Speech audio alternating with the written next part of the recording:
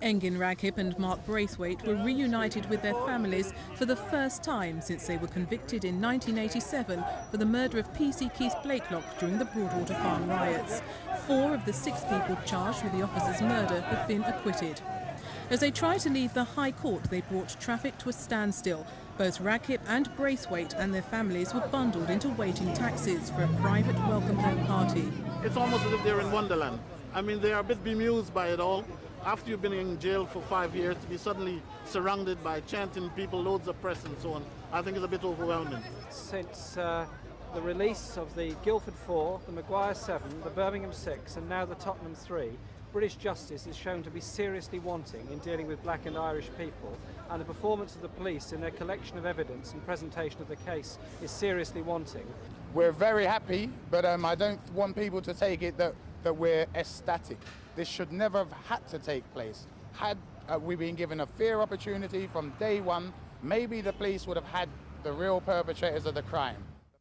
Earlier, Engin Raghib's barrister, Michael Mansfield QC, argued that had the jury at his trial known about Raghib's low IQ and suggestibility, the result may have been different. Then he turned to the role of the officer heading the inquiry, Detective Chief Superintendent Graham Melvin. He asked if the Crown would have prosecuted any of the defendants if it had known of the apparent dishonesty of the officer in charge. The reply from prosecuting counsel, Roy Amlott QC, was an unequivocal no. He said the Crown relied on the integrity and honesty of the officer in charge. In court, Mark Braithwaite's barrister, John Headley QC, said that Detective Chief Superintendent Melvin's main reason for denying Mark Braithwaite access to a solicitor was a belief that he would somehow alert others yet to be arrested.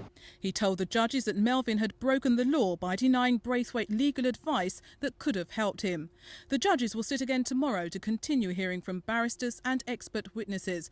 But tonight, Engin Raghib and Mark Braithwaite are celebrating with their families in North London. Well, obviously we've got a lot of sympathy with Mrs Blakelock and her family, and I've said this time and time again, no matter what we did or what we said, could not right the injustice that happened to her husband.